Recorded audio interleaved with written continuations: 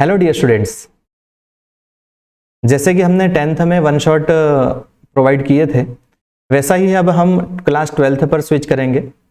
हाँ, और class 12th में हमारा सीक्वेंस क्या रहेगा वो मैं आपको बता दूं कि हर एक चैप्टर के मैं आपको रिवीजन प्रोवाइड करूंगा ताकि कम टाइम में ही आपका पूरा चैप्टर जो है अच्छे से रिवाइज हो जाए।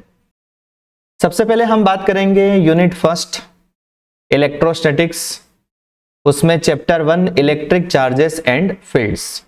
आई होप सभी को पता होगा कि इलेक्ट्रोस्टैटिक्स का मतलब क्या होता है। हाँ, अगर नहीं पता है तो मैं एक बार और क्लियर कर दूं dear. Electrostatic that means to study of charge when it is at rest, यानी ये तभी हम स्टडी करेंगे when charge is at rest. हाँ, जब चार्ज रेस्ट पर रहेगा तभी हम जो स्टडी करते हैं उसको हम बोलेंगे इलेक्ट्रोस्टैटिक्स। तो आइए अगले फर्स्ट टॉपिक पर हम मूव कर रहे हैं। सबसे पहला टॉपिक है चार्ज, बेसिक क्वांटिटी है ये चार्ज। इसके बारे में हम देख लेते हैं इसकी definition. It is a basic element of any body due to which one body exert force on another body. देखो, अगर एक बॉडी पर पॉजिटिव चार्ज है, दूसरी बॉडी पर भी पॉजिटिव चार्ज है, नो डाउट दोनों के बीच में क्या होगा? रिपल्शन। यस, दोनों बॉडीज के बीच में क्या होगा? रिपल्शन। एक पर अगर प्लस है, दूसरे पर अगर माइनस है, तो डेफिनेटली दोनों के बीच में क्या होगा डियर? अट्रैक्शन। हाँ, है ना। तो चार्ज एक ऐसी क्वांटिटी होती है जिसके थ्रू एक बॉडी दूसरी बॉडी पर फोर्स एक्सर्ट करती है। Okay, so it is a basic element of body due to which one body exert force on another body. अब बात कर लेते हैं कि क्वांटा ऑफ चार्ज या चार्ज ऑन वन इलेक्ट्रॉन कितना होता है। Yes, so charge on one electron is E equal to 1.6 into 10 to the power -19 coulomb, है ना।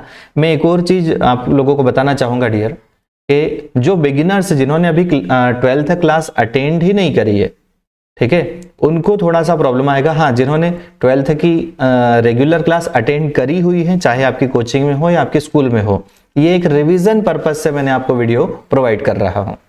ठीक है, तो आइए चार्ज के बारे में और कुछ बातें जान लेते हैं।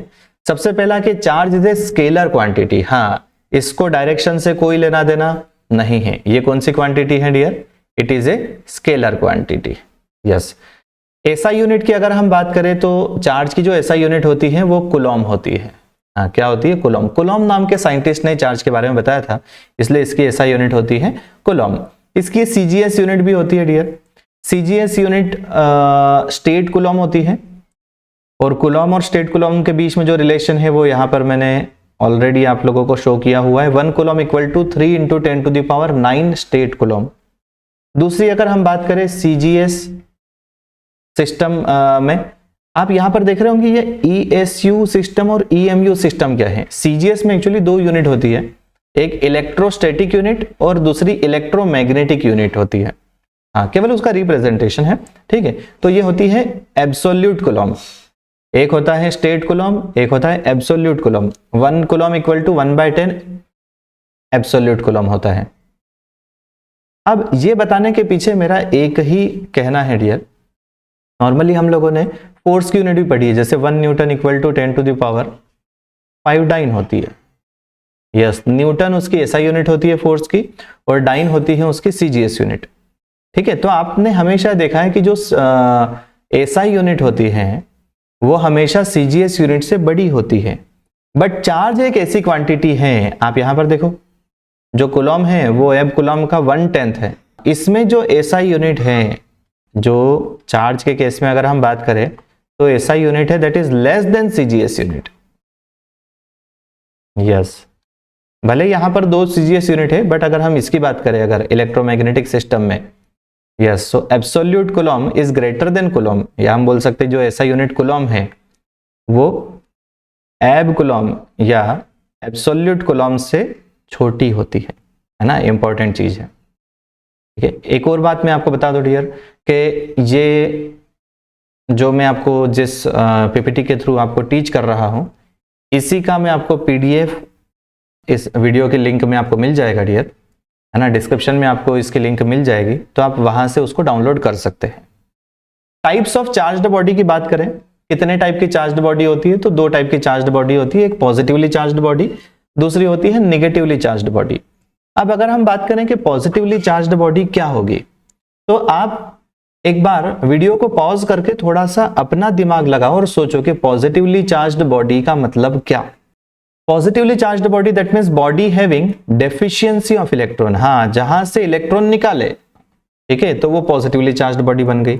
निगेटिवली चार्ज्ड बॉडी की बात करें तो body having excess of electrons, यानी जिसके पास इलेक्ट्रॉन ज्यादा हो, उसको हम बोलेंगे negatively charged body. I hope मेरी बातें समझ में आई होगी। अगर क्लियर हो गई है तो जल्दी से मेरे 2 क्वेश्चन में आप लोगों को यहाँ पर मैंने शो किया हुआ है, तो इसका आंसर करो। ये वीडियो देखने का मतलब ऐसा नहीं कि नॉर्मली सिंपल हमने देख लिया वीडियो, हमको जितने भी क्वेश्चन यहाँ पर शो हो रहे हैं उसका खुद से आंसर करने का ट्राई भी करना है, तभी इस वीडियो का आपको फायदा मिलेगा। Answer is decrease when a body gets positively charged. अगर एक न्यूट्रल बॉडी है वो कौन सी चार्ज्ड बन गई डियर? पॉजिटिवली चार्ज्ड बॉडी अगर बन गई है, हाँ, तो इसका मास कम होगा या बढ़ेगा? It's mass will decrease. क्यों? क्योंकि मैंने आपको बताया positively charged body that means वहां से इलेक्ट्रॉन निकाल लिए हैं। यस, इलेक्ट्रॉन जहां पर कम होते हैं वो पॉजिटिव होता है। जैसे एक एग्जांपल आप लोगों ने केमिस्ट्री में पढ़ा होगा, Na+Cl-, है ना, तो ये आपने देखा होगा कि सोडियम पर पॉजिटिव इसलिए आता है क्योंकि वहां से एक इलेक्ट्रॉन जो है वो क्लोरीन को डोनेट कर देता है। यस, तो इसने इलेक्ट्रॉन डोनेट किया, इसके कारण पॉजिटिव चार्ज आया, और इसने इलेक्ट्रॉन, क्लोरीन ने इलेक्ट्रॉन को एक्सेप्ट किया, इसके कारण इस पर नेगेटिव चार्ज आया।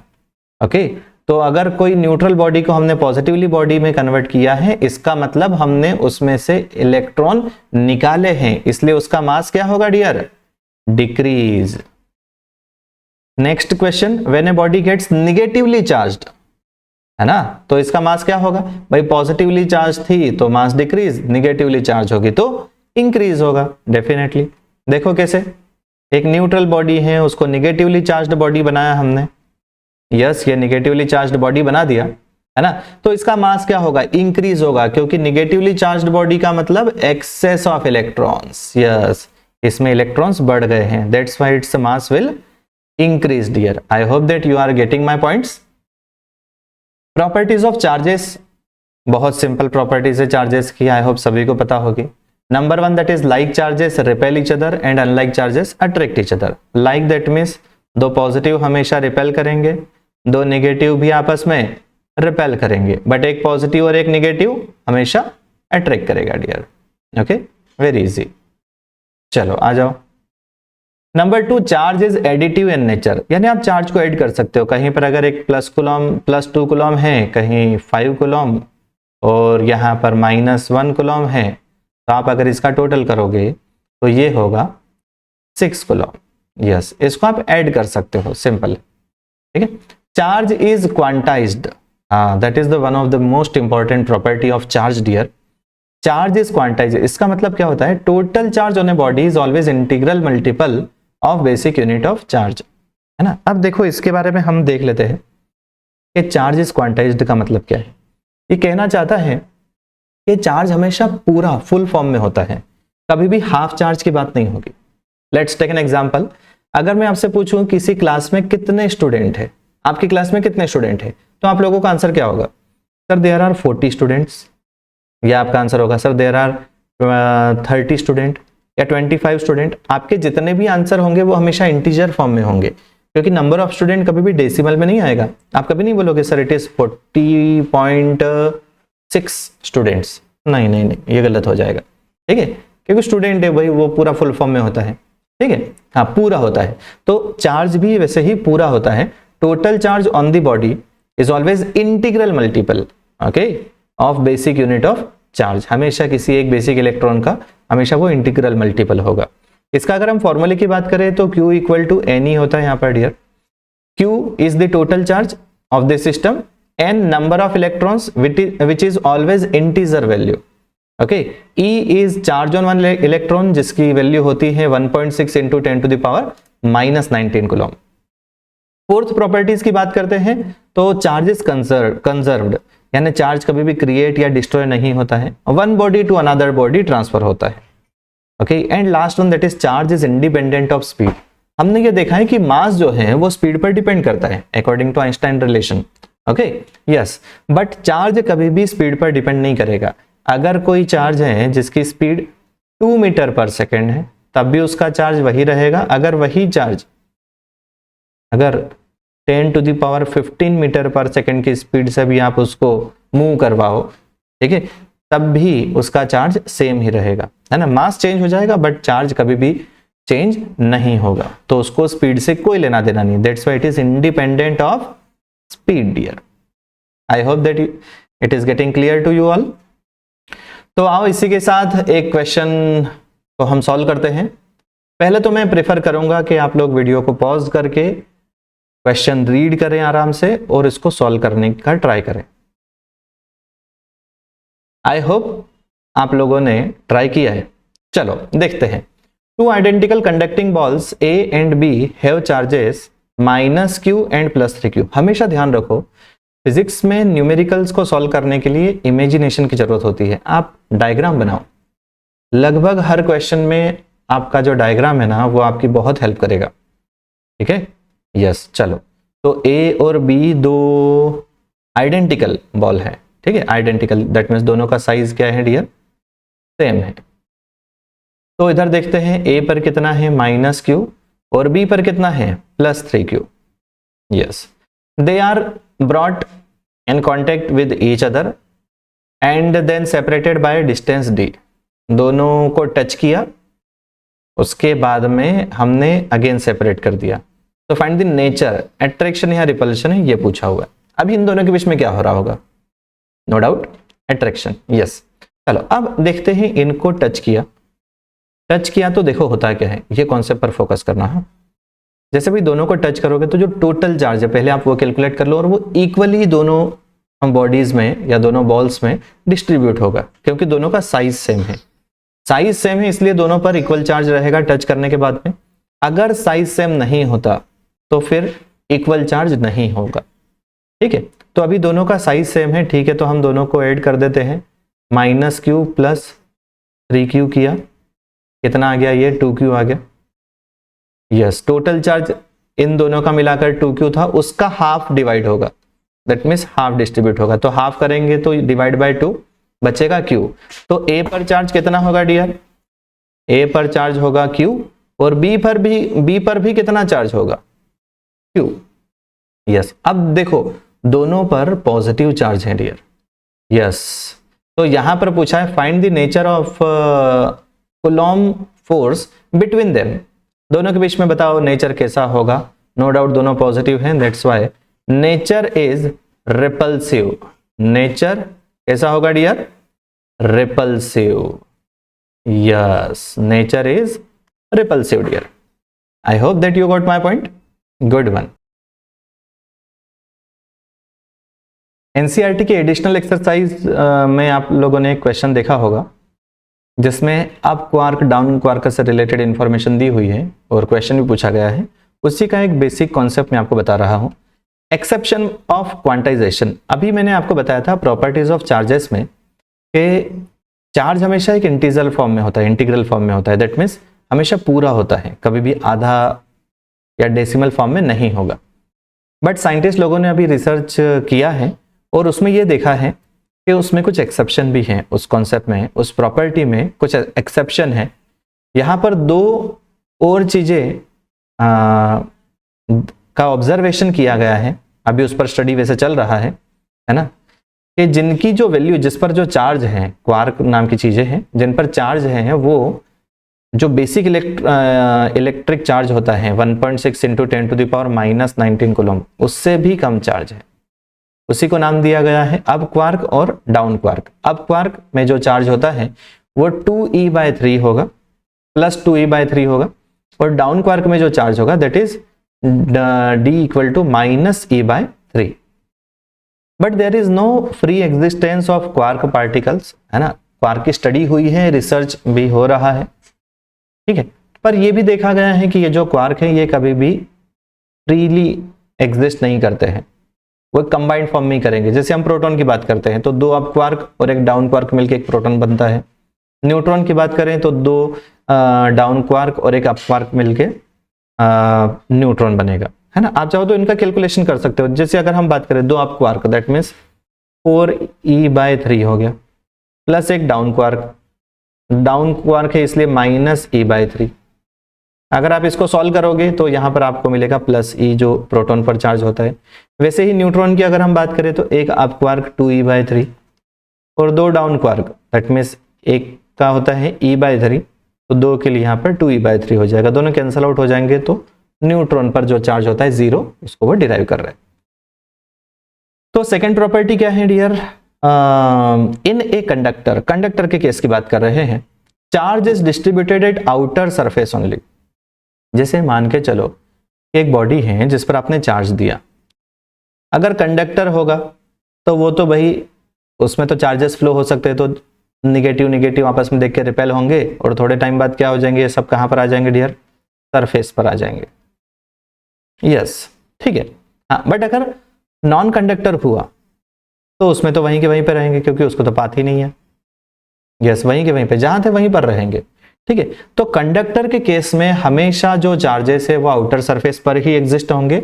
Inside any conductor charge does not exist. Okay, inside any conductor charge does not exist here, है ना, please keep in mind. Types of charging की बात करें तो चार्जिंग बाय फ्रिक्शन सबसे पहला टाइप आता है। 3 टाइप की चार्जिंग होती है, charging by friction, charging by conduction और चार्जिंग बाय इंडक्शन।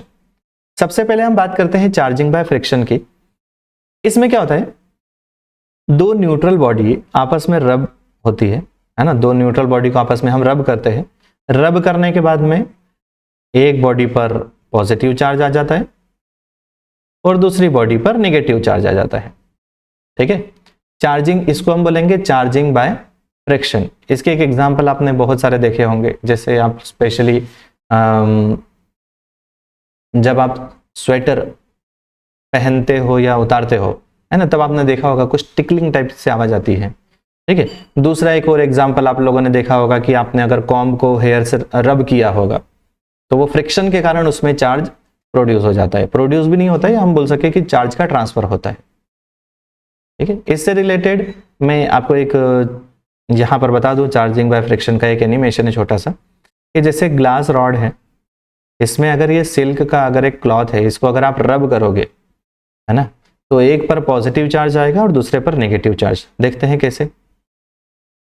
यस, ये जैसे ही रब करोगे तो सिल्क पर नेगेटिव आएगा और ग्लास पर क्या आ जाएगा डियर, पॉजिटिव चार्ज।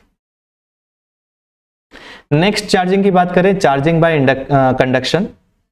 इसमें क्या होता है, दो बॉडी जो है आपस में टच होती है। एक बॉडी, एक चार्ज्ड बॉडी होगी, मान के चलिए कि यहां पर 4 पॉजिटिव चार्ज है और दूसरी एक आइडेंटिकल बॉडी है। इसको आप दोनों को टच करोगे, टच करने के बाद में क्या होगा कि चार्ज इक्वली डिस्ट्रीब्यूट होंगे, अगर दोनों का साइज सेम होगा तो। हाँ, ठीक है। तो इसमें टच करते हैं। So when a charged body come in contact with the neutral body, then the charge gets transferred.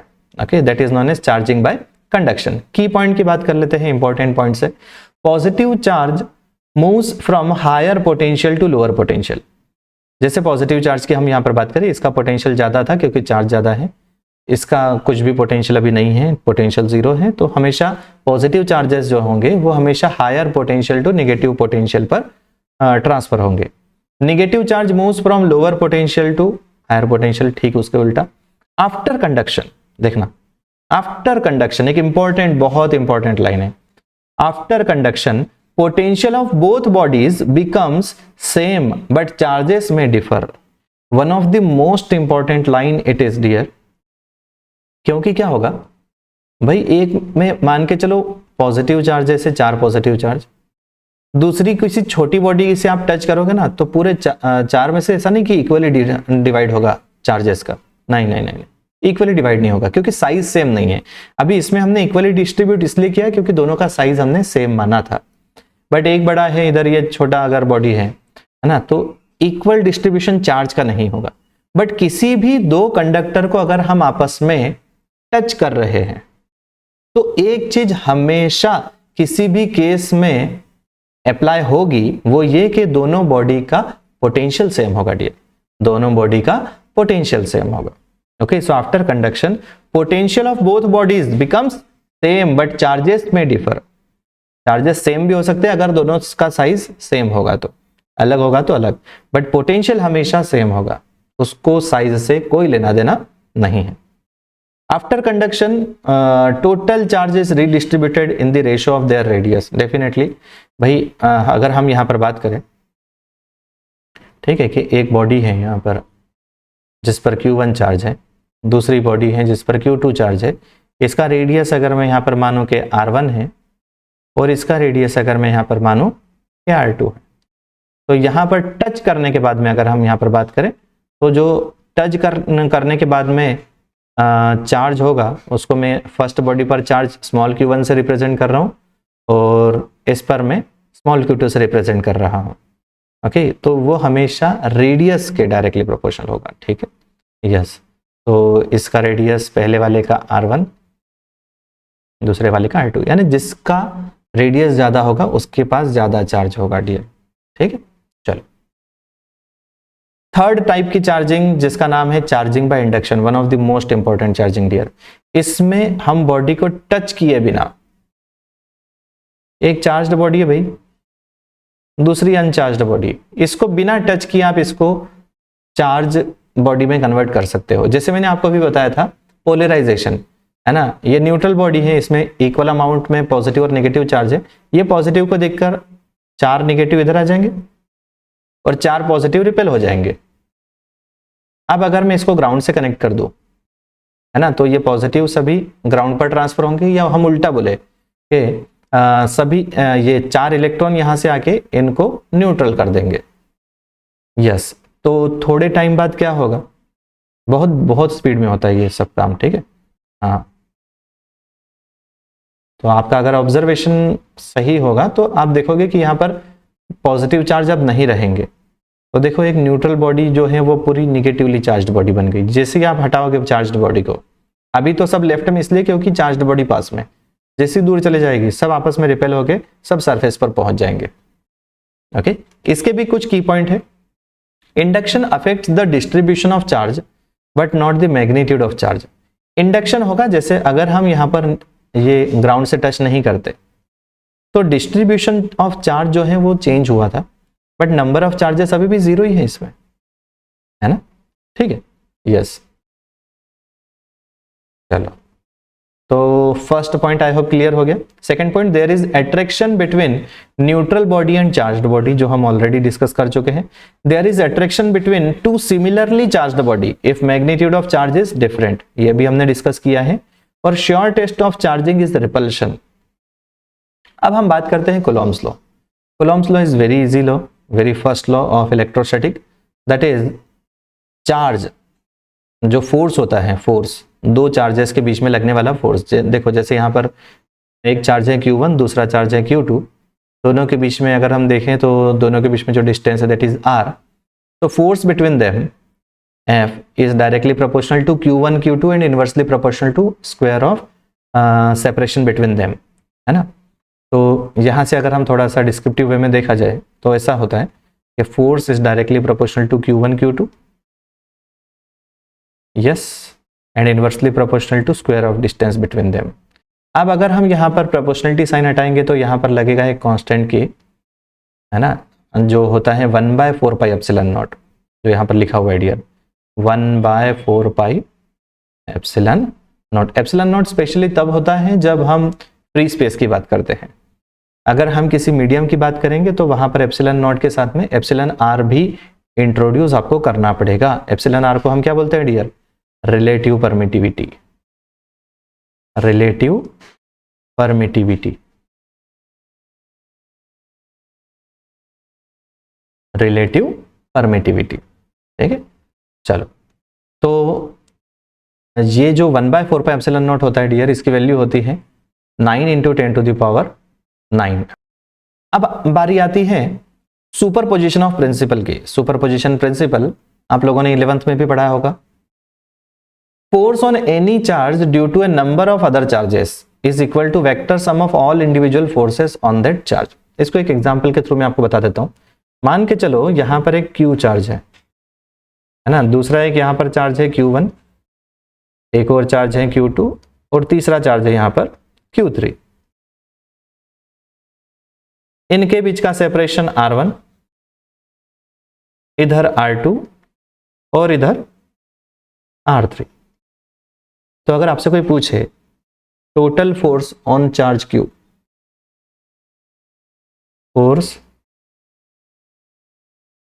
On charge capital Q, तो भाई हर एक के कारण Q पर लगने वाला फोर्स देख लो और सभी का वेक्टर सम करो। कौन सा सम करना है डियर? Vector sum. चलो तो पहला आ जाएगा अपना, मैं 1/4 पे एप्सिलॉन नॉट के बजाय K लिखूंगा।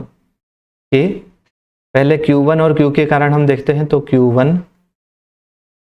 Q divided by R1 square, इधर R1 cap plus K Q2Q divided by R2 square dot R2 cap plus K Q3Q by R3 square R3 cap. देखो अब समझ में आ जाएगा आपको। फोर्स ऑन एनी चार्ज, किसी एक चार्ज पर जो फोर्स है due to number of other charges, Q1 Q2 Q3 के कारण जो फोर्स लगेगा, it is equal to vector sum of all the individual forces. हर एक इंडिविजुअल फोर्स के वेक्टर सम के इक्वल होगा, है ना। तो ये टॉपिक पता है दिखने में कितना सिंपल दिखता है, ठीक है। हाँ, रहता भी सिंपल है, बट इसके में आपको कुछ क्वेश्चंस, कुछ प्रॉब्लम्स आपको सॉल्व करवा देता हूं, ताकि इससे रिलेटेड क्वेश्चन अगर एग्जाम में आ जाए तो आप इजी वे में कर सको, क्योंकि इस टॉपिक के बेस पर क्वेश्चन प्रीवियस ईयर में आ चुके हैं। चलो कुछ क्वेश्चन कर लेते हैं सुपरपोजिशन प्रिंसिपल के बेस पर। ABC is an equilateral triangle. Calculate force on charge kept at point A. एक इक्विलेटरल ट्रायंगल है, ठीक है सर। आपसे यहां पर पूछा है force on charge kept at A point पर लगने वाला फोर्स, ठीक है। इसमें इस टाइप के क्वेश्चन को सॉल्व करते हुए एक चीज पहले हमेशा ध्यान रखो, है ना, ठीक है, कि पहले तो आपको क्या करना है, फोर्स की डायरेक्शन पता करना है, उसके बाद में कैलकुलेशन स्टार्ट करना है, ठीक है। तो एक बार मैं डायग्राम ड्रॉ कर लेता हूं। ये प्लस क्यू चार्ज है, यहां पर एक और प्लस क्यू चार्ज है, और यहां पर एक और प्लस क्यू चार्ज है, ये प्लस क्यू चार्ज। अब ए पॉइंट पर लगने वाला जो ये प्लस क्यू चार्ज है, इस पर हमको फोर्स पता करना है। तो इसके कारण इस पे होगा रिपल्शन, और इसके कारण इस पर होगा अगेन रिपल्शन।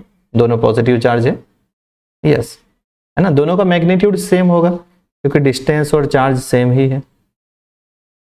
तो इसको मैं F नाम दे रहा हूं, इसको भी F नाम दे रहा हूं डियर। अब ये इक्विलेटरल ट्रायंगल है, इसलिए ये वाला एंगल 60 डिग्री, तो ये वाला एंगल भी कितना हो जाएगा, 60 डिग्री। ओके, अब इन दोनों का आपको रिजल्टेंट निकालना पड़ेगा। वीडियो को पॉज करके, आई होप आप लोगों ने ट्राई करने का सोचा है, तो आप पहले वीडियो को पॉज करके ट्राई कर लो। चलो, तो अब हम देखते हैं रिजल्टेंट फोर्स की अगर हम बात करें Fr, तो हम यहां पर एक फॉर्मूला लगाएंगे, √f square plus f square plus 2f square cos 60। कैसे आया, आई होप आपको क्लियर होगा। आप लोगों ने वेक्टर पढ़ा होगा 11th क्लास में, आपने पढ़ा होगा रिजल्टेंट का formula √a square plus b square plus 2ab cos theta. Yes, theta is the angle between two vectors.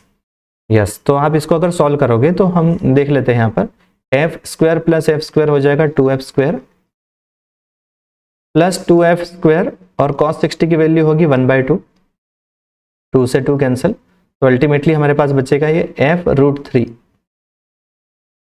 और f को आप क्या लिख सकते हो डियर, a q स्क्वायर, क्योंकि किसी भी दो चार्ज के बीच में लगने वाला फोर्स, मान के चलो ये वाले चार्ज और इसकी बात करते हैं, तो k दोनों चार्जेस का multiplication q square divided by distance का स्क्वायर x स्क्वायर, और यहां पर √3 आंसर। तो नेक्स्ट टॉपिक हमारा है problems on equilibrium of test charge. ये एक ऐसा टॉपिक है जिसके बेस पर न्यूमेरिकल ज्यादा आ चुके हैं, है ना। तो मैं आपको पहले समझाऊंगा कि भाई इस टाइप के क्वेश्चन को करना कैसा है। Problems on equilibrium of test charge, यहां पर आपसे क्या पूछा जाएगा यहाँ पर एक positively charge, let's take an example, +3 coulomb दे दिया है ना। यहाँ पर एक दूसरा पॉजिटिवली चार्ज मान के चलो +5 कूलम दे दिया है। अब आपसे पूछा जाएगा कि बताओ इन दोनों को जो मिलाने वाली लाइन है उसमें हम एक चार्ज कहाँ पर रखें कि उस पर टोटल फोर्स 0 हो जाए। दैट मीन्स वो चार्ज किस में आ जाए डियर, इक्विलिब्रियम में। इक्विलिब्रियम यानी total force 0, total torque 0। Yes, force और टॉर्क दोनों 0 होता है इक्विलिब्रियम में, ठीक है। तो यहाँ पर इस टाइप का जब क्वेश्चन आता है तब बच्चे मिस्टेक करते हैं। मैं आपको बता देता हूँ क्या करना है। भाई आपको पहले तो ये आइडेंटिफाई करना पड़ेगा दोनों पॉजिटिव चार्ज हैं या दोनों निगेटिव हैं, या एक पॉजिटिव या एक निगेटिव। देखो अलग अलग केस हो सकते हैं, मैं आपको पहले तीनों केस बता देता हूँ। दूसरा केस होगा भाई यहाँ पर +3 कूलम और ये -5 कूलम, है ना। तीसरा केस यहाँ पर होगा, इधर ही मैं ड्रॉ कर देता हूँ, इधर आएगा -3 कूलम और यहाँ पर -5 कूलम। और फोर्थ एंड लास्ट केस भाई हो सकता है कि ये वाला माइनस में हो, -3 कूलम और ये +5 कूलम।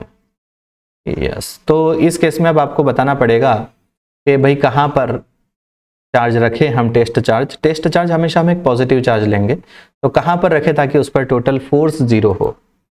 ओके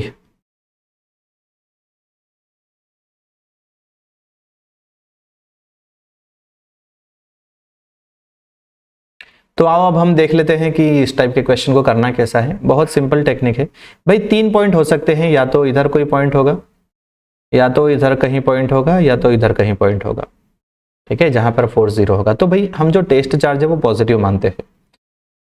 बेसिक मेथड पहले देख लो, फिर हम नेक्स्ट से जल्दी से बहुत ईजी वे में कर लेंगे। हमेशा जो टेस्ट चार्ज होता है वो पॉजिटिव होता है। पॉजिटिव चार्ज रखो, आप देखो ये पॉजिटिव पॉजिटिव को रिपेल करेगा, ये +5 कूलम के कारण भी ये पॉजिटिव रिपेल ही होगा क्योंकि सेम चार्ज है। तो दोनों के कारण जो फोर्स है वो सेम डायरेक्शन में है। अगर दोनों चार्जेस के कारण लगने वाला फोर्स सेम डायरेक्शन में है तो कभी भी फोर्स 0 नहीं हो सकता है ना। तो यहां पर तो पॉसिबल नहीं। अब देख लेते इन दोनों के बीच में है क्या, तो इधर भी हम पॉजिटिव चार्ज कंसिडर करेंगे, प्लस के कारण रिपल्शन इधर, ये +5 के कारण रिपल्शन होके इधर अपोजिट डायरेक्शन में। यस सर, यहां पे पॉसिबिलिटी हो सकती है क्योंकि एक +3 कॉलम के कारण फोर्स राइटवर्ड डायरेक्शन में है ना, और +5 कॉलम के कारण लेफ्टवर्ड डायरेक्शन में है। दोनों की डायरेक्शन सेम है, तो यहां पर कोई पॉइंट हो सकता है जहां पर फोर्स कितना हो, 0 हो। कहां पर होगा मैं ये बता दूं, इसका आपको कैलकुलेशन करना पड़ेगा जो मैं आपको न्यूमेरिकल के थ्रू क्लियर करूंगा। बट ये हमेशा ध्यान रखना, जो भी जिसका मैग्नीट्यूड छोटा है, जैसे 3 और 5 में से कौन है छोटा, 3, तो 3 के पास में ही कहीं पॉइंट होगा, है ना। ठीक है, तो आई होप ये आप लोगों ने आइडेंटिफाई कर लिया। एक इसका सिंपल भी कॉन्सेप्ट है कि अगर आइडेंटिकल चार्जेस होंगे, आइडेंटिकल दैट मीन्स या तो दोनों पॉजिटिव होंगे या दोनों निगेटिव, तो हमेशा इनसाइड पॉइंट एग्जिस्ट करेगा, इनसाइड यानी दोनों के बीच में। और अगर अपोजिट डायरेक्शन के हुए तो आउटसाइड रहेगा, है ना। इसका आप शॉर्टकट ऐसा कर सकते हो कि लाइक चार्जेस, अगर लाइक चार्जेस रहेंगे डियर, यानी सेम, चाहे दोनों पॉजिटिव हो या दोनों निगेटिव हो, लाइक चार्जेस अगर रहेंगे तो इनसाइड एग्जिस्ट करेगा इक्विलिब्रियम पॉइंट। और अगर अनलाइक चार्जेस हुए तो जो इक्विलिब्रियम पॉइंट है वो आउटसाइड होगा। यस, चलो तो अब अपना दिमाग लगा के जल्दी से मुझे बताओ कि इक्विलिब्रियम वाला पॉइंट कहां पर होगा। ऑप्शन ए, ऑप्शन बी या ऑप्शन सी। वीडियो को पॉज करके थोड़ा सोच समझ के आंसर करना। सेम मेथड करना है ना। पॉजिटिव चार्ज कंसिडर किया है, ये रिपेल, -5 के कारण अट्रैक्शन। बी पर अगर हम पॉजिटिव चार्ज रखें तो रिपल्शन, और -5 के कारण अट्रैक्शन। अब बी पर तो पॉसिबल ही नहीं है क्योंकि दोनों सेम डायरेक्शन में है फोर्स। सी पर देखा जाए तो माइनस के कारण अट्रैक्शन और +3 के कारण रिपल्शन। सर अब 2 चार्ज हो गए आउटसाइड में, तो ऑप्शन ए ऑप्शन सी नहीं, मैंने आपको कहा जिसका मैग्नीट्यूड छोटा है, मैग्नीट्यूड किसका छोटा है, 3 इज लेस देन 5, है ना, तो 3 के पास में होगा, यानी ऑप्शन ए यहां पर इक्विलिब्रियम पॉइंट होगा। चलो जल्दी से अब इसका आंसर दे दो, कहां पर होगा सर, लाइक चार्जेस है इनसाइड, यहां पर कहीं होगा इक्विलिब्रियम पॉइंट। इधर अनलाइक है आउटसाइड होगा। किसका मैग्नीट्यूड छोटा है, मैग्नीट्यूड की, हमको साइन से कोई लेना देना नहीं है, मैग्नीट्यूड 3 का छोटा है सर, इसके पास में ही होगा, यहां पर होगा इक्विलिब्रियम पॉइंट। आई होप बातें समझ में आई। चलो इसका एक क्वेश्चन हम कर लेते हैं, बट अगर आपको ऐसा लगता है, अगर आपको लगता है, वैसे तो मैंने आपको समझा दिया है, बट अगर आपको लगता है कि नहीं सर हमको एक प्रॉपर वे में नोट्स मिल जाएंगे तो ज़्यादा बेटर है, तो ये मैंने आप लोगों को प्रोवाइड किया है। इसके जो रूल्स है वही जो हमने किए हैं उसी वे में है, बट एक प्रॉपर फॉर्मेट में है कि Q1 Q2 are like charges with unequal magnitude, then neutral point will be between Q1 and Q2 but closer to the small charge, है ना। You can also write from here, है ना। बाकी तो खैर हमने यहाँ पर पूरा देख ही लिया है, ये चीज दिमाग में रखो यार, है ना, इसको एकदम याद नहीं, रटना नहीं है हमको। चलो करते हैं क्वेश्चन की शुरुआत। Find the position of third charge so that third charge remains in equilibrium. दो चार्जेस रखे हुए, ठीक है, अनलाइक है, आउटसाइड के inside, outside, very good.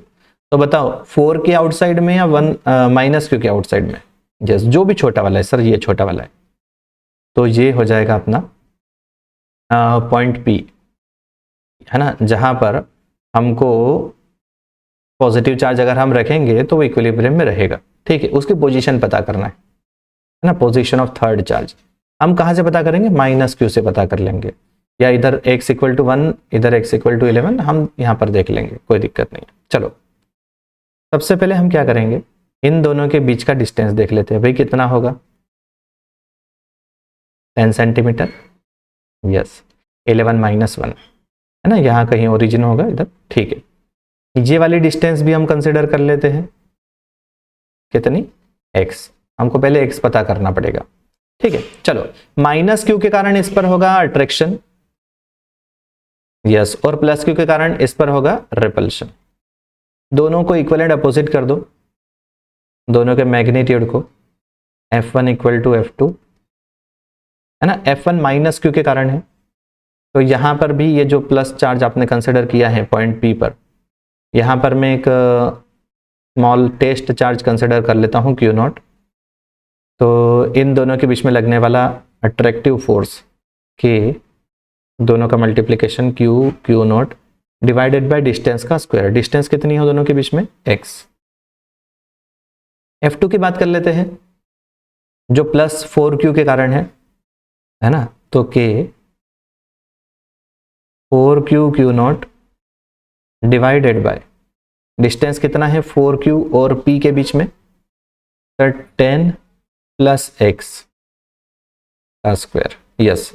Q0 से Q0 कैंसल, K से K कैंसल, Q से Q कैंसल, 10 + x का स्क्वायर में इधर ले जा रहा हूं लेफ्ट साइड में, तो 10 + x बाय x का होल स्क्वायर होगा, इक्वल टू होगा 4। दोनों तरफ अगर आप रूट ले लोगे तो आपका आंसर बहुत इजी वे में आ जाएगा, 10 + x divided by x equal to 2, x उधर जाएगा, 10 + x इक्वल टू 2x, तो यहां से आपका जो x हो जाएगा, ये x इधर जाके x हो जाएगा, तो 10 सेंटीमीटर अपना आंसर आएगा, है ना। अभी तो लकीली इसके इक्वल आ रहा है, बट हमेशा इसके इक्वल आए ये जरूरी नहीं है डियर, ठीक है। तो 10 सेंटीमीटर। तो अब आपसे यहां पर पूछा है पोजीशन ऑफ थर्ड चार्ज, तो position of third charge that is equal to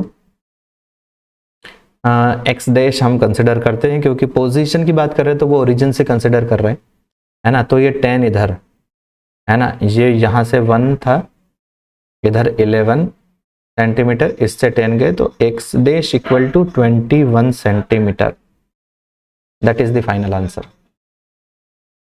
तो हमारा अगला टॉपिक आता है electric field. The region around any charge in which its effect can be experienced is called electric field, one of the most important topic dear.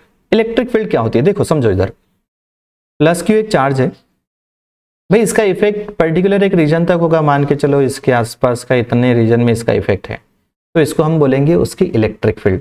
So the region around any charge in which its effect can be experienced is called electric field.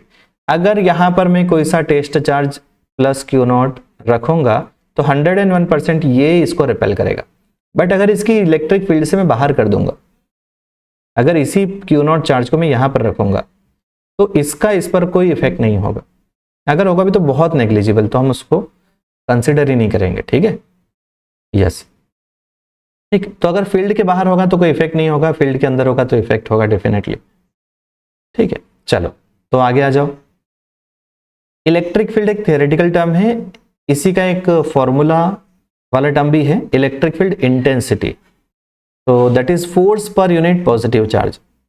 Particular Q not या किसी charge पर वो जो capital Q charge है वो कितना force लगा रहा है। So force per unit test charge या per unit positive test charge, it is known as what, electric field. ये कौन सी क्वांटिटी होती है डियर? क्योंकि ये फोर्स पर डिपेंड कर रही है, इसके कारण ये एक वेक्टर क्वांटिटी होगी और इसकी ऐसा यूनिट होगी, देखो इधर फोर्स के कारण न्यूटन डिवाइडेड बाय चार्ज के कारण कूलॉम। इसी की एक और यूनिट होती है वोल्ट पर मीटर, क्योंकि इलेक्ट्रिक फील्ड का एक फॉर्मूला चैप्टर 2 में मैं आपको बताऊंगा, dV/dr होता है। यस, तो वोल्ट पर मीटर भी होगा। ठीक है, चलो की पॉइंट की अगर हम बात करें तो direction of electric field is same as the direction of force. अगर आपसे कोई पूछे कि ये प्लस क्यू चार्ज है, इसके कारण किसी पॉइंट ए पर इलेक्ट्रिक फील्ड बताओ, तो ए पर आप पॉजिटिव चार्ज कंसिडर करो, इसके कारण इस पर फोर्स किधर होगा? रिपल्शन होगा सर। तो इलेक्ट्रिक फील्ड की भी डायरेक्शन इसी डायरेक्शन में होगी, है ना। जैसे कि एक और एग्जांपल कर लेते हैं, माइनस क्यू चार्ज कंसिडर कर लेता हूं, है ना। इससे अगर यहां पर मैं कोई पॉइंट कंसिडर करूं ए, तो उस पर हमेशा हमको एक पॉजिटिव चार्ज कंसिडर करना है। तो ये माइनस क्यू इसको क्या करेगा? अट्रैक्ट करेगा। तो इस पर इलेक्ट्रिक फोर्स की डायरेक्शन भी अट्रैक्टिव इधर होगी और इलेक्ट्रिक फील्ड की भी डायरेक्शन इधर ही होगी। हमेशा इलेक्ट्रिक फील्ड जो है वो फोर्स की डायरेक्शन के अलोंग ही रहेगा, जैसे E = F/Q0 था। ठीक है, यस। तो इलेक्ट्रिक फील्ड किस पर डिपेंड करता है? फोर्स पर डिपेंड करता है dear. Okay, to find the direction of electric field at any point, put positive charge at that point and find the direction of force, जो अभी हमने किया है। Electric field due to a point charge, ये एक formula है, ये आपको याद रखना है डियर। इलेक्ट्रिक फील्ड का फॉर्मूला, बेसिक फॉर्मूला अभी हमने देखा F/Q0, जो हर जगह पर लगेगा। बट अगर आपसे कोई पूछे electric field due to point charge, electric field due to point charge dear, तो उसके लिए आपका फॉर्मूला होगा E = KQ divided by R का स्क्वायर, जहां पर K जो है वो सोर्स चार्ज होगा और उससे किसी पॉइंट, जैसे हमको मान के चलो कि ये पॉइंट पर पता करना है इलेक्ट्रिक फील्ड, है ना, तो उनका जो डिस्टेंस होगा वो कितना होगा? R। तो फॉर्मूला हो जाएगा KQ/R²। ये आपको ऑलरेडी मैं बता चुका हूं, होता है 1/4πε0। अगर फ्री स्पेस होगा तो, अगर फ्री स्पेस नहीं होगा तो εr भी कंसिडर करना पड़ेगा, बट हम नॉर्मली फ्री स्पेस लेकर चलते हैं, जिसकी वैल्यू होती है 9 × 10⁹ डियर। ओके, ठीक है। अगर आपसे कोई पूछे electric field versus charge, sorry distance graph, हाँ, तो बहुत इजी है। जैसे जैसे डिस्टेंस बढ़ेगी इलेक्ट्रिक फील्ड क्या होगी डियर? कम। तो ये ग्राफ कुछ यूं जाएगा, इलेक्ट्रिक फील्ड लाइंस और electric field lines of force, electric lines of force, है ना। इलेक्ट्रिक फील्ड लाइन की अगर हम बात करें तो ऐसी लाइन जो इलेक्ट्रिक फील्ड की डायरेक्शन को रिप्रेजेंट कर रही है, the lines used to represent the direction of electric field are called electric field lines. Electric field, देखो एक बात हमेशा ध्यान रखो, इलेक्ट्रिक फील्ड लाइंस शो नहीं होती है ना, ये केवल समझने के लिए हमने इलेक्ट्रिक फील्ड लाइंस की बात कर रहे हैं। हाँ, इलेक्ट्रिक फील्ड रियल होती है, बाकी इलेक्ट्रिक फील्ड लाइंस जो है वो इमेजिनरी होगी डियर। ठीक है, हाँ। और ये जैसे हमने ये देखा है कि इलेक्ट्रिक फील्ड जो है वो फोर्स की डायरेक्शन बता रही है, इसीलिए उन लाइंस को हम इलेक्ट्रिक लाइंस ऑफ फोर्स भी बोलते हैं, जो फोर्स की डायरेक्शन को रिप्रेजेंट करे या इलेक्ट्रिक फील्ड के डायरेक्शन को रिप्रेजेंट करे। इनकी कुछ प्रॉपर्टीज है जो आपको बहुत अच्छे से आना ही चाहिए डियर। हाँ, बहुत बहुत इंपॉर्टेंट प्रॉपर्टीज है जो आपको क्लियर होना ही चाहिए। तो देखते हैं क्या प्रॉपर्टीज है। सबसे पहली प्रॉपर्टी है electric field lines start from positive charge. देखो ये पॉजिटिव चार्ज है ना, तो यहां से हमेशा इलेक्ट्रिक फील्ड लाइन ऐसी दूर जाएगी, दैट मीन्स हमेशा स्टार्ट फ्रॉम पॉजिटिव चार्ज होगा और हमेशा कंडक्टर के परपेंडिकुलर होती है। हाँ, ये भी मैं आपको भी बताऊंगा। तो starts from positive charge and terminates on negative charge. Negative charge होगा तो हमेशा उसकी तरफ आएगी। यस, ये नेगेटिव है ना, ये नेगेटिव चार्ज। यस, हर तरफ से आएगी, यहां से भी आएगी, यहां से भी, यहां से भी और यहां से भी। ओके, तो भाई ये हमेशा पॉजिटिव चार्ज से स्टार्ट होती है और नेगेटिव चार्ज पर एंड होती है। The tangent to an electric field line at any point gives the direction of electric field at that point. जैसे ये इलेक्ट्रिक फील्ड लाइन है, मान के चलिए, इस पॉइंट पर अगर आपसे कोई पूछे इलेक्ट्रिक फील्ड की डायरेक्शन, तो आपको टेंजेंट ड्रॉ करना पड़ेगा। ये इलेक्ट्रिक फील्ड की डायरेक्शन है। इस पॉइंट पर कोई पूछे तो टेंजेंट ड्रॉ करो, ये इलेक्ट्रिक फील्ड की डायरेक्शन हो गई। Third, very simple and important, two electric lines of force can never cross each other. मान के चलो कि दो इलेक्ट्रिक फील्ड लाइंस जो है इंटरसेक्ट कर गई है, क्रॉस कर गई है, तो इस पॉइंट पर, पॉइंट ऑफ इंटरसेक्शन पर, यहां पर इलेक्ट्रिक फील्ड की दो डायरेक्शन होगी जो कभी भी पॉसिबल नहीं है। इसलिए कभी भी इलेक्ट्रिक फील्ड लाइंस कभी भी आपस में एक दूसरे को इंटरसेक्ट नहीं करेगी। नेक्स्ट की बात करें, electric lines of force are closer when electric field is stronger and lines spread out where the electric field is weaker. जैसे अगर मैं आपसे यहां पर बात करूं कि ये कुछ इलेक्ट्रिक फील्ड लाइंस है ना, यस, मैं इस टाइप की इलेक्ट्रिक फील्ड लाइंस आपको शो कर रहा हूं, तो आप ये देखोगे कि ए पॉइंट पर जो इलेक्ट्रिक फील्ड लाइंस है वो पास पास है और बी पॉइंट पर इलेक्ट्रिक फील्ड लाइंस दूर दूर हैं। इसका मतलब electric field at A is greater than electric field at B. अगर क्लोजर है यानी कि ज्यादा इलेक्ट्रिक फील्ड स्ट्रॉन्गर होगी। देखो, electric field lines of force are closer, अगर पास पास है then electric field is stronger. Okay, yes, और अगर वो स्प्रेड आउट यानी दूर दूर है तो यहां पर इलेक्ट्रिक फील्ड क्या होगा डियर, वीकर होगा। ओके, नेक्स्ट प्रॉपर्टी की बात करें, electric lines of force are perpendicular to the surface of positively and negatively charged body. किसी भी बॉडी से या कंडक्टिंग बॉडी से जो इलेक्ट्रिक फील्ड लाइंस जब भी एंटर या एग्जिस्ट करेगी, हमेशा परपेंडिकुलरली करेगी।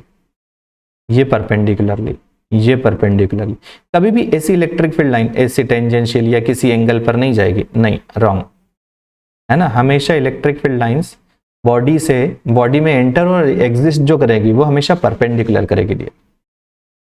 नेक्स्ट की बात करते हैं अगर हम यहां पर, so electric field due to charged ring.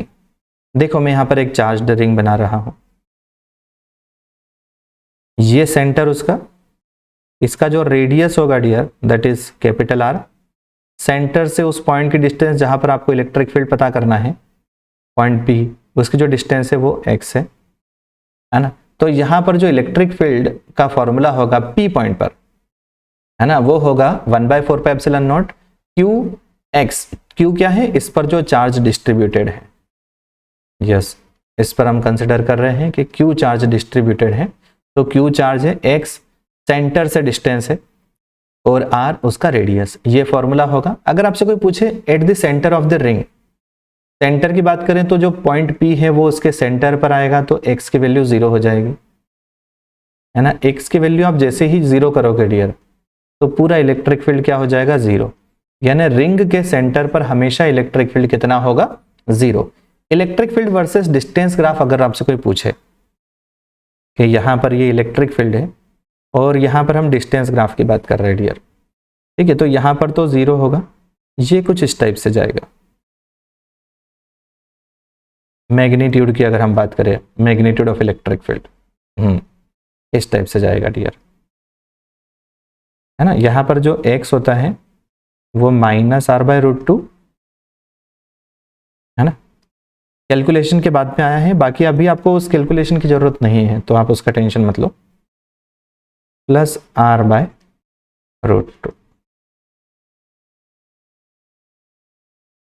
Electric dipole की बात करते हैं, a pair of equal and opposite charges separated by very small distance is called electric dipole. That means combination of equal and opposite charges, एक इधर -q charge है और इधर एक +q चार्ज है, इन दोनों का कॉम्बिनेशन होता है, इसको हम बोलते हैं electric dipole. Electric dipole moment की अगर हम बात करें, सो यहाँ पर मैं आपको एक बात बता दूं, electric dipole moment shows the strength of electric dipole. ये इलेक्ट्रिक डाइपोल की स्ट्रेंथ को रिप्रेजेंट करेगा, है ना। मैं आपको यहाँ पर एक बार डाइपोल बना के बता देता हूँ, -q और इधर +q चार्ज, दोनों के बीच में जो सेपरेशन होगा वो 2l सेपरेशन हम कंसिडर करेंगे यहाँ पर, ठीक है। तो जो डाइपोल मोमेंट जिसको हम रिप्रेजेंट करते हैं p से, उसका फॉर्मूला होगा कोई सा भी एक चार्ज इनटू दोनों के बीच का डिस्टेंस, कोई सा भी एक चार्ज इनटू दोनों के बीच का डिस्टेंस डियर, ओके। और हमेशा एक और बात ध्यान रखना, यहाँ पर ये कौन सी क्वांटिटी है, वेक्टर, क्योंकि डिस्प्लेसमेंट, ये जो l है वो डिस्प्लेसमेंट वेक्टर है। तो जो डाइपोल मोमेंट है वो भी एक वेक्टर क्वांटिटी होगी। So quantity is vector quantity. इसकी जो डायरेक्शन होगी वो हमेशा -q टू +q होती है। इलेक्ट्रिक डाइपोल मोमेंट की जो डायरेक्शन होगी वो हमेशा -q से +q की ही डायरेक्शन होगी dear.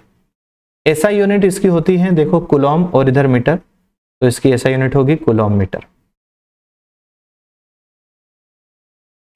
Electric field intensity due to an electric dipole, यहां पर दो पॉइंट होते हैं, कि एक्सियल पॉइंट होता है और दूसरा इक्वेटोरियल पॉइंट।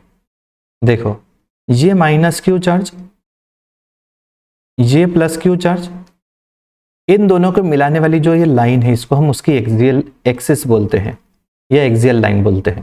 तो अगर पॉइंट कहीं यहां पर होगा, है ना, तो इसको हम एक्सियल पॉइंट बोलेंगे। प्लस के कारण इलेक्ट्रिक फील्ड इधर, माइनस के कारण इधर, बट जो पास में है उसका इफेक्ट ज्यादा।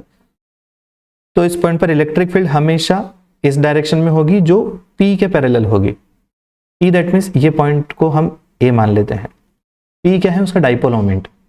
तो जो इस केस में अगर हम बात करें ना, तो इलेक्ट्रिक फील्ड का जो डायरेक्शन होगा that is parallel to dipole moment. Important line है, इंपॉर्टेंट लाइन है ना। इलेक्ट्रिक फील्ड की जो डायरेक्शन होगी वो डाइपोल मोमेंट के पैरेलल होगी। दूसरा, यहां पर जो डिस्टेंस है, ये जो स्मॉल r आप देख रहे हो, L जो है वो मैं आपको बता दूं, यहां से यहां तक ये टोटल डिस्टेंस 2l है ना। L दैट मीन्स दोनों के बीच का जो डिस्टेंस उसका हाफ। R जो डिस्टेंस है वो डाइपोल के सेंटर से पॉइंट की डिस्टेंस है। यस, डाइपोल के सेंटर से पॉइंट की डिस्टेंस। तो ये फॉर्मूला है, इसका एक शॉर्ट फॉर्म भी है जो अधिकतर आपको यही यूज में आएगा, 2kp डिवाइडेड बाय r³। ये एक अप्रोक्सीमेटेड फॉर्मूला है डियर, बट यही सबसे ज्यादा काम में आता है। 2kp डिवाइडेड बाय r³, के again same 1/4 pi epsilon not. p क्या है, डाइपोल मोमेंट, r है distance from the centre of dipole. अब दूसरी बात करते हैं इक्वेटोरियल लाइन की। ये -q, ये +q, इनको मिलाने वाली लाइन एक्सिस होती थी। अब इक्वेटोरियल लाइन होती है जो उसके सेंटर से जाती है, डाइपोल के सेंटर से, और डाइपोल से परपेंडिकुलर होती है। इसको हम इक्वेटोरियल लाइन बोलेंगे।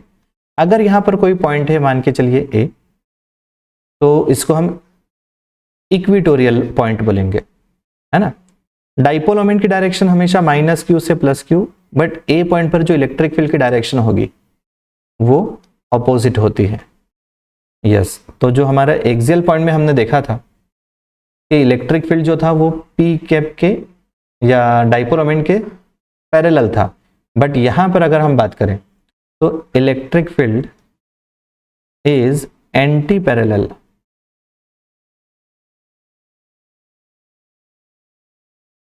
To dipole moment, anti parallel to dipole moment. इसका अगर फॉर्मूला देखा जाए तो kp डिवाइडेड बाय r³ होगा, kp divided by r³। Again r is the distance from the centre of the dipole. Force on dipole in uniform electric field की बात करें तो मैं आपको बता दूं भाई, uniform electric field that means अगर पैरेलल लाइन हम ड्रॉ कर रहे हैं तो ये यूनिफॉर्म इलेक्ट्रिक फील्ड होगी। अगर पैरेलल नहीं होगी, अगर इस टाइप से होगी या उनके बीच में सेपरेशन कम ज़्यादा हो रहा है, जैसे यहाँ पर A पॉइंट पर सेपरेशन कम है, यहाँ पर ज़्यादा, तो ये नॉन यूनिफॉर्म इलेक्ट्रिक फील्ड होगी, है ना। तो यहाँ पर आप डायग्राम में देख रहे हैं इलेक्ट्रिक फील्ड आपको दिख रही है डियर, है ना। इसमें पैरेलल लाइंस है, electric field lines are there. Okay, ये डाइपोल है -q प्लस q, इस पर फोर्स इधर लगेगा क्योंकि ये प्लस को ये माइनस अट्रैक्ट करेगा और ये माइनस को इधर लगा हुआ प्लस अट्रैक्ट करेगा, है ना। ये भी इधर प्लस क्यों और इधर माइनस क्यों, इसके पीछे भी कारण है। इलेक्ट्रिक फील्ड हमेशा प्लस से माइनस जाती है, हाँ, तो इसलिए प्लस इधर और माइनस इधर। ओके, तो अगर आप देख रहे हो प्लस क्यू पर QE फोर्स राइट डायरेक्शन में लग रहा है, माइनस क्यू पर QE फोर्स लेफ्ट डायरेक्शन में, इक्वल एंड अपोजिट है, इसलिए भाई टोटल फोर्स तो टॉर्क या टोटल फोर्स की हम बात करें तो 0 होगा, चलेगा नहीं, डाइपोल घूमेगा, इसलिए टॉर्क जो है वो नॉन जीरो होगा, जिसका भी हम फॉर्मूला पढ़ेंगे।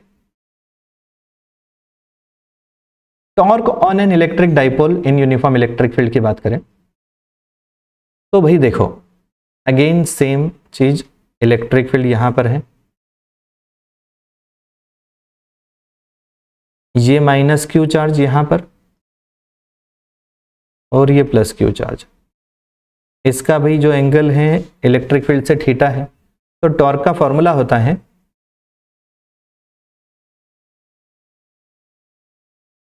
PE साइन थीटा, ये होता है टॉर्क का formula PE sine theta. P क्या है, dipole moment, E electric field, theta is the angle between dipole moment and electric field.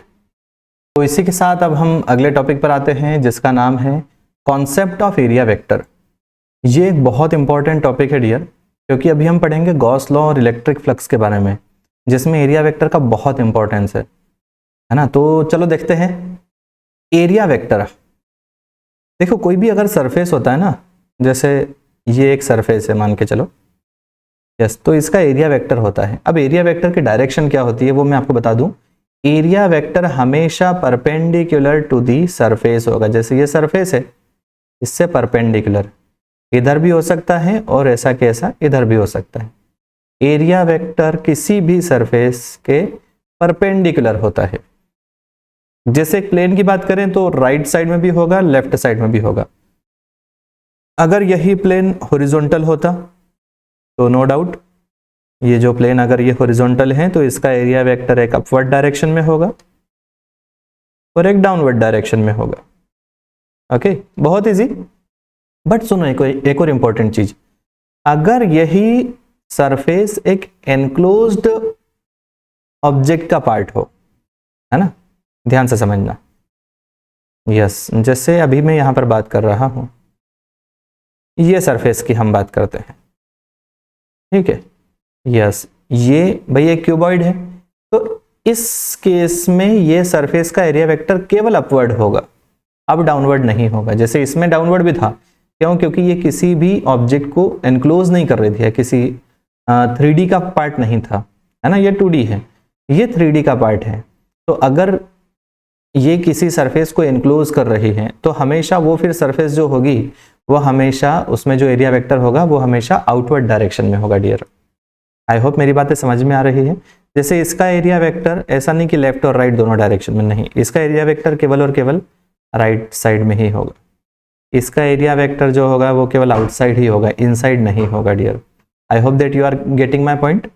Okay, next topic है हमारा इलेक्ट्रिक फ्लक्स। इलेक्ट्रिक फ्लक्स की definition की बात करें तो total number of electric field lines crossing through any surface perpendicularly. अगर कोई एक सरफेस है, यस, यहां से कितनी number of electric field lines जा रही है, जैसे मान के चलो यहां पर 2, 3, 4 इलेक्ट्रिक फील्ड लाइंस है, बट ये दो सरफेस, ये दो लाइन ही ऐसी हैं जो उसको क्रॉस करते हुए जा रही है।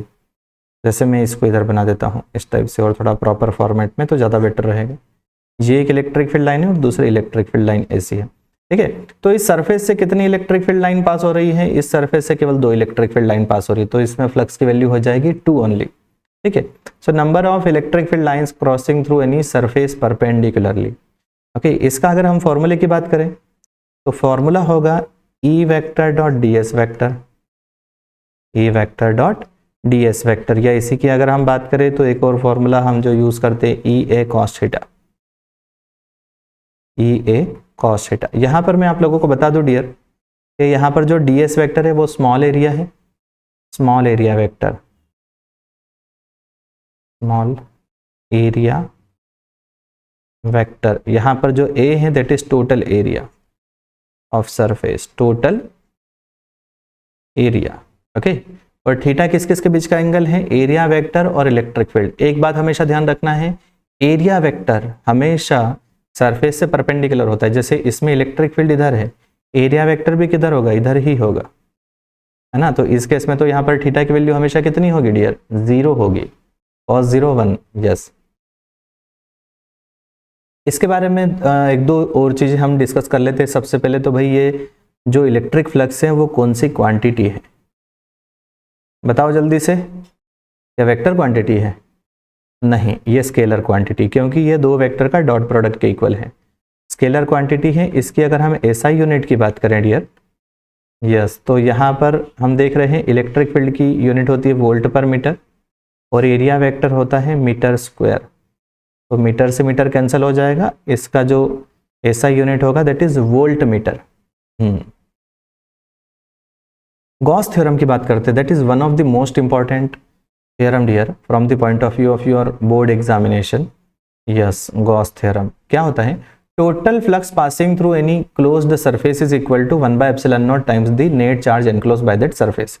ये क्या बोलता है कि भाई जैसे ये एक सरफेस है, इसके अंदर कोई चार्ज मान के चलो कि Q है, तो अगर आपको फ्लक्स पता करना है, फ्लक्स का सिंबल होता है फाई, तो आप क्या करो, उसके अंदर कितना चार्ज है Q एनक्लोज पता कर लो। एनक्लोज्ड चार्ज कितना है, डिवाइडेड बाय क्या कर दो, ε0 कर दो।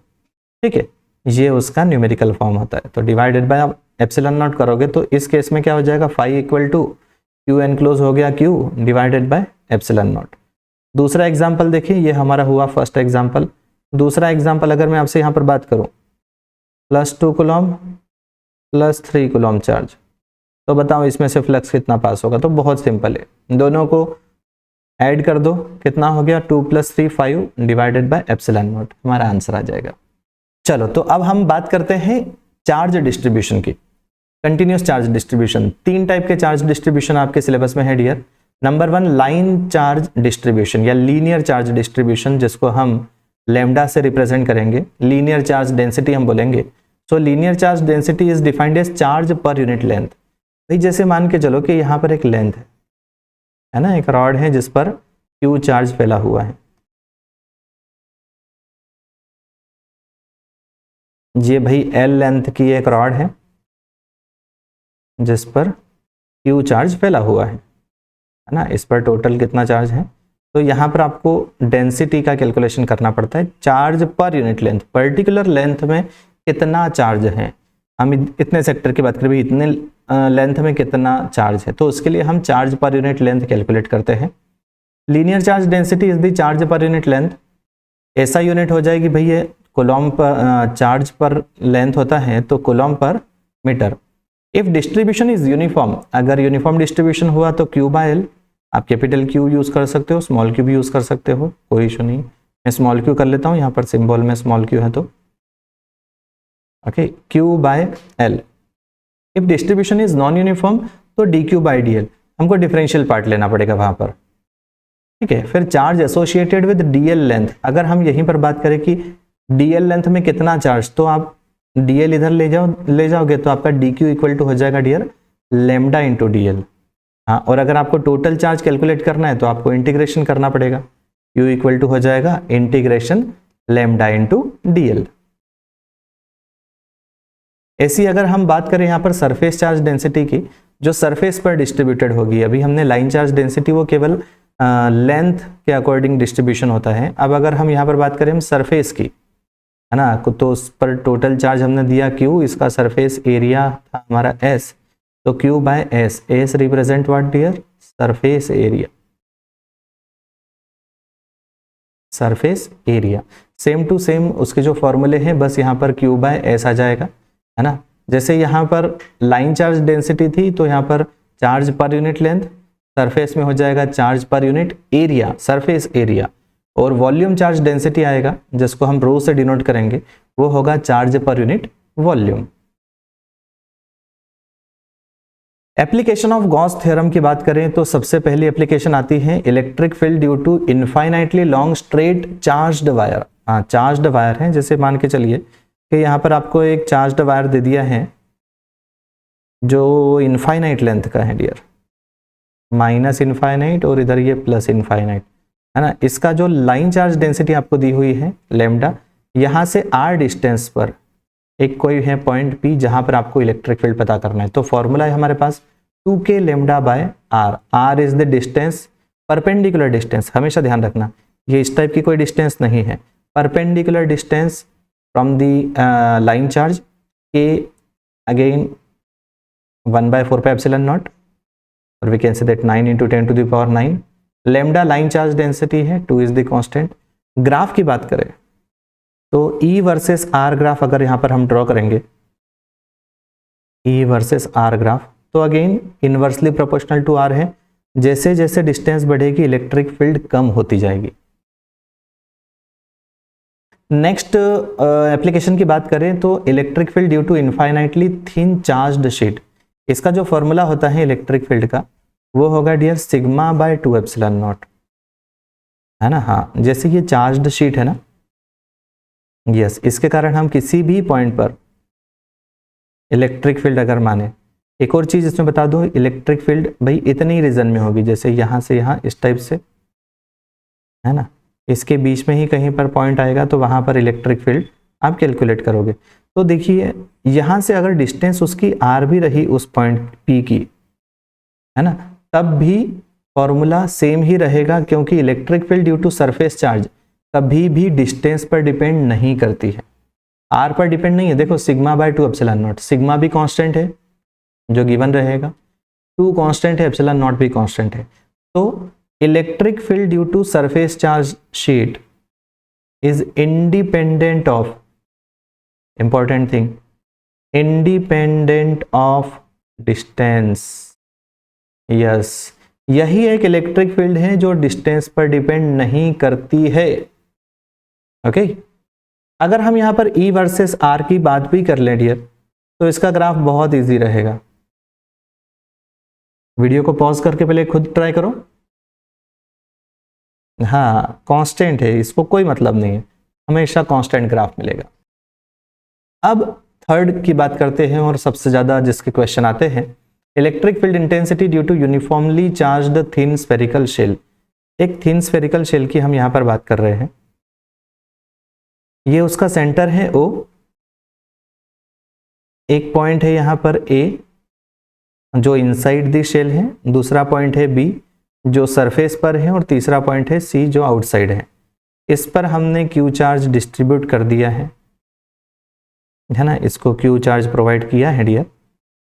यस, तो इनसाइड द शेल अगर हम बात करें, यानी A पॉइंट की बात कर रहे हैं, वहां पर इलेक्ट्रिक फील्ड कितना होगा, मैंने आपको पहले ही बताया है, electric field inside any conductor is always 0।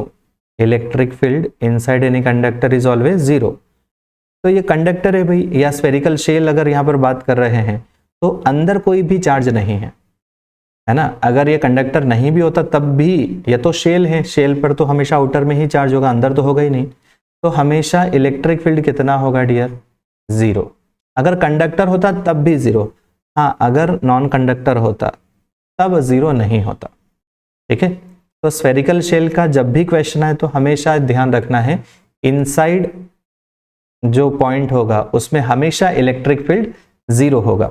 Outside point की बात करें, ठीक है, तो आउटसाइड यानी C पॉइंट की हम बात कर रहे हैं, जो आउटसाइड है उसका फॉर्मूला मैं आपको बता देता हूं, EC इक्वल टू K, इस पर चार्ज में कंसिडर कर रहा हूं Q डिवाइडेड बाय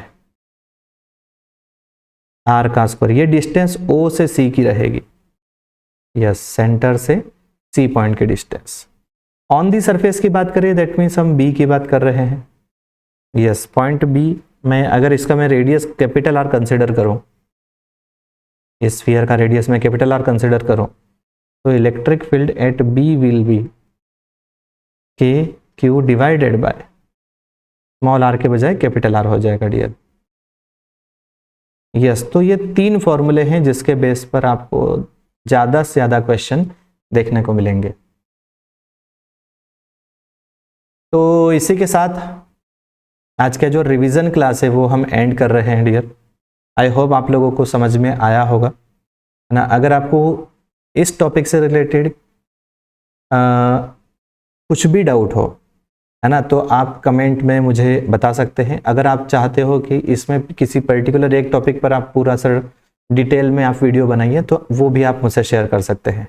मैं ज़रूर ट्राई करूँगा आपके कमेंट को, आपकी जो भी एक्सपेक्टेशन है उसको पूरा करने के लिए। धन्यवाद।